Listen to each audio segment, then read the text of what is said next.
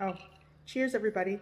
So lately I've been enjoying Starbucks cold brew, unsweetened, like medium roast with a splash of peppermint mocha. Mm. I can't say that's the breakfast of champions, but that's just what I've been wanting. So here we are. Food Vlogmas, day 4, day 3. I will put it in the title. I'm not sure what day this is. So today we're doing crunch wraps, homemade crunch wraps. It seems that crunch wraps are trending again. I know for a couple years ago, they were like a trend, and now a lot of people are doing it. So today that's what we are making. My son actually wants to change things up. He had an idea to make the crunchy part different types of chips. So you might be interested in that. And disclaimer, before you guys go cringe on me in the comment section, it's a crunch wrap. It's not healthy. It's just junk food. So I remember I did tamales last year, and I did the Hot Cheetos tamales, and oh my gosh, a lot of people went nutso. Guess what? That's a thing. I guess in San Antonio people do that, and I thought, let me try it. I can't say that it's my favorite thing, but it was a thing. So anyways, we're doing crunch wraps today for Vlogmas day 3 or 4. I'm not sure where I'm gonna put this. But anyways, cheers. Let me get started.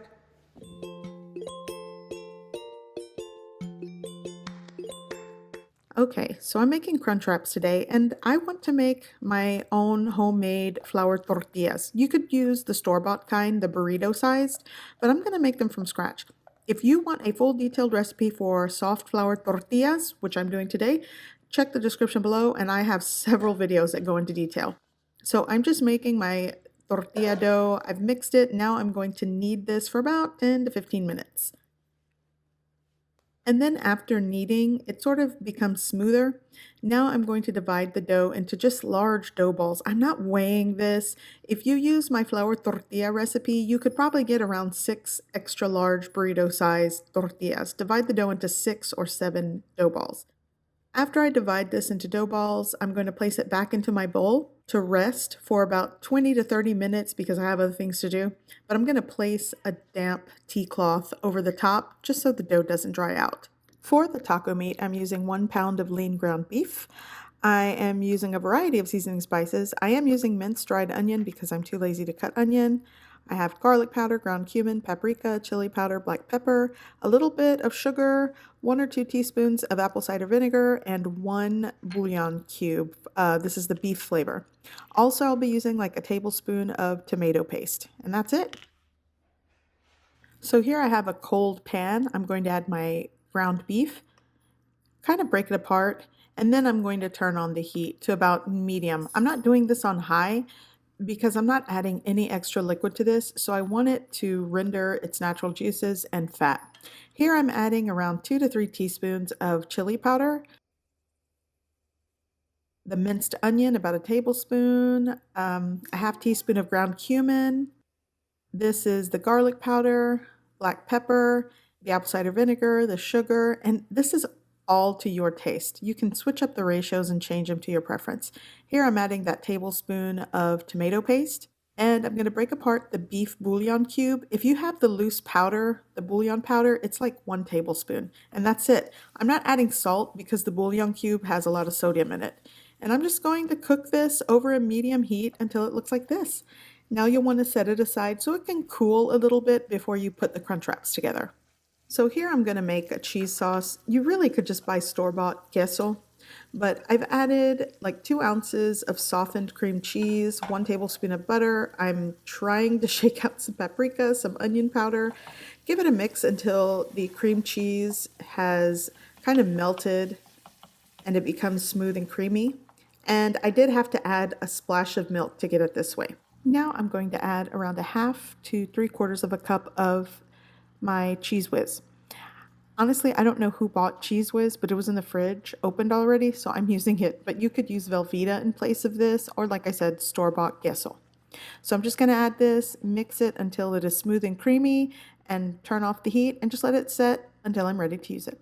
Okay, so it's been about 30 minutes. My dough has rested, so now I'm going to roll these out, and I want to show you. If you're making these at home, just pay attention to how soft and pliable this dough is. I just picked it up and it's really pillowy soft. So flour your work surface and just start rolling them out the best that you can. A circular shape is the shape you're going for. And I actually added a little too much flour. I probably need to dust some of that away. If too much flour works back into the dough when you're rolling these out, it'll start to shrink back and it makes it tough to roll out. So just keep that in mind when you're doing this. So I'm going to do the best I can and get these to about 11 to 12 inches in diameter. Once the tortillas are rolled out, I like to hang them over the side of a large bowl to let them rest for another 5 to 10 minutes. This helps the gluten to relax. Again, you let it rest, and it also helps to bubble up. I kind of time-lapsed this, but I have my griddle set to 500 degrees Fahrenheit. That's as high as the heat will go. You want a nice hot griddle. And as you can see, it has bubbled up quite nicely. Give it a flip and let it cook on the other side. And try not to overcook these because the whole point is to keep them soft and pliable so we're able to fold them when we assemble the Crunchwraps. And I don't have a giant tortilla warmer, so I used a large pizza pan with a kitchen towel to keep these wrapped and warm. Okay, so now it's time to build these Crunchwraps. Here I have my cooked taco meat that I made earlier. I have shredded lettuce, tomato, chopped scallions. I also have shredded cheddar cheese. I have Mexican crema, sour cream with a little milk to sort of make it runny works. Also that cheese sauce that I made. And here's the crunch element. I have the typical tostada you find in a Crunchwrap. I'm going to be using Doritos and flaming hot Cheetos. Okay, so now to assemble these. You're going to take your large tortilla and basically layer how you like. I start with the meat and work with the fresh veggies and add the sour cream, the cheese sauce, shredded cheese. Just add what you like. The ingredients or toppings, it's really up to you. And once I have everything and I finish it off with the tostada, I start to fold it and give it a firm press. And when I go to put it on the griddle, you're going to put the folded side down. On my preheated griddle, I've already added like 2 tablespoons of cooking oil, and over a moderate medium heat, you just want to get this toasty and golden brown on both sides. The cook time varies. Just don't use a high heat because you'll burn before you get toasty.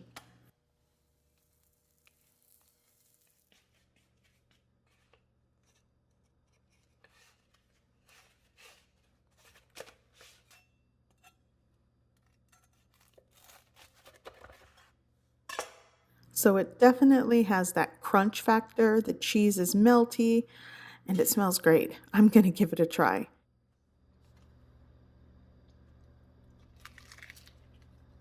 Oh yeah, it's really good. It tastes just like Taco Bell's.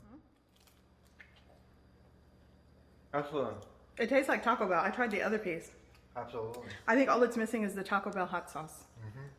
But yeah. Okay, so I'm gonna try the next two. Let me see.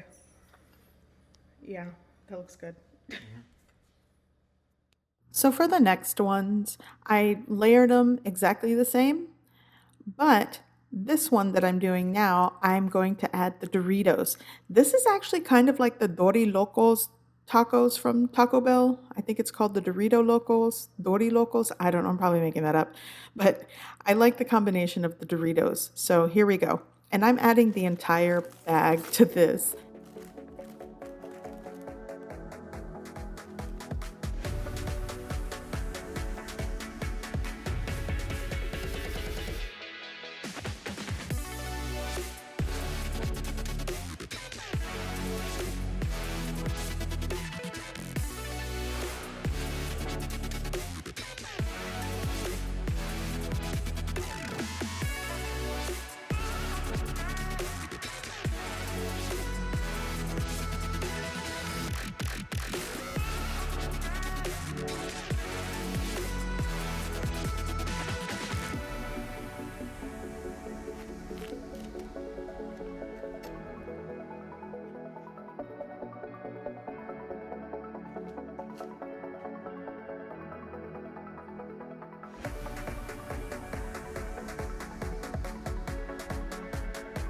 I hope you give this recipe a try.